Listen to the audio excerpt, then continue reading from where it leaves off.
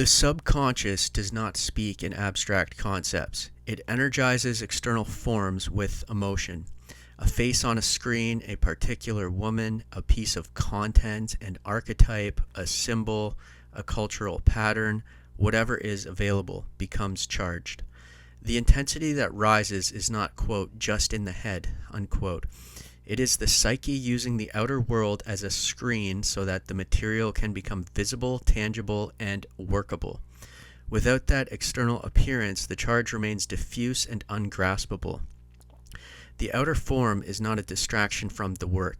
It is the necessary medium of the work. This is why genuine shadow work cannot be a purely internal solipsistic exercise. If the shadow is projected onto people or content and then immediately declared, quote, everything is within, nothing out there is real, unquote, a sophisticated denial has taken place. The language of depth psychology has been used to escape the very material the psyche just presented. The projection happened. The charge rose. The outer form was used. To turn away at that point and claim the outer is irrelevant is like watching the prima materia appear in the vessel and then smashing the vessel so the work never has to begin. It is refusal disguised as transcendence. Jesus' statement in the Gospel of Thomas remains precise. The kingdom is within you and outside you, not one or the other. The outer world is the playground, the stage, the chessboard, on which deeper spiritual archetypes and forces play themselves out through human lives. Projections are met in the faces, the behaviors, the content, and the dynamics that trigger charge.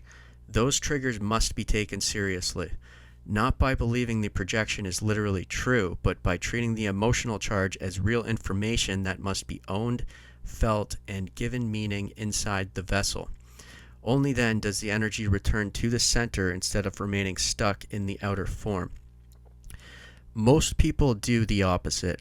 They project, feel the charge, then protect themselves with ready-made excuses. It's all within, so I don't need to deal with what's out there. They're just NPCs, asleep, low vibe, so nothing real is happening. I'm above reacting, so I won't look at what rose in me. The outer world is illusion, so the charge doesn't count. Each of these is a lie that preserves the status quo. By disowning the outer appearance, the inner content that was using it is also disowned. The shadow remains unprocessed. The same patterns therefore keep generating across the culture, especially visible now in the online world, where one side produces endless morbid and degenerate darkness, while the other produces resentful, broken, and weak posturing.